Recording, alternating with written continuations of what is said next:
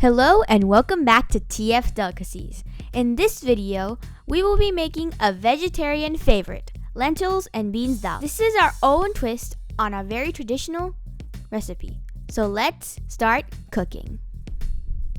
To measure all of these, you're only going to be needing a 1/4 cup. Starting off with black-eyed beans, then black whole chickpeas, then dried garbanzo beans, green chickpea beans, whole mung dal, and finally, red kidney beans.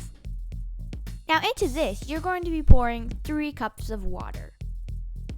Soak this overnight.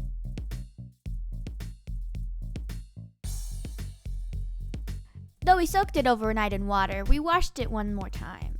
And now we're putting it into the pressure cooker. Now we're going to be pouring 1.5 cup of water. Let's let this cook on medium heat. Close the cooker and cook it until you hear at least 4 to 5 whistles.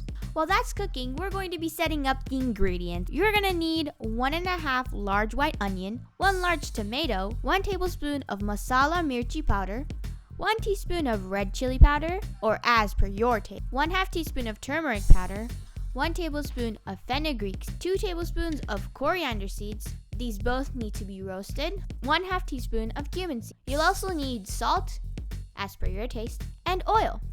It's finally time to cook it. We're going to be adding 1/3 cup of oil into the pressure cooker. Once that's heated, you can add the cumin seeds and the chopped up onion. While the onion is being sauteed brown, we're going to grind the fenugreek and coriander seeds. Our onion is now golden brown. We will add the diced tomatoes and 2 green chilies for some extra spice. Then add 1 teaspoon of salt and all of the dry spices. Close the pressure cooker again and let the ingredients simmer on low flame for about 5 minutes. Here we are again 5 minutes later. Stir the ingredients and add some water. And cook this for 5 to 10 minutes or until the smell of spices has vanished. Finally, it's time to add the assortment of lentils and beans. Pop the lid back on and cook it for 15 to 20 minutes on low heat. While that's cooking, we're going to be making something called per millet flatbread, or as we call it, bajre ki roti. If you want to see how it's made, click on the I button in the top right corner.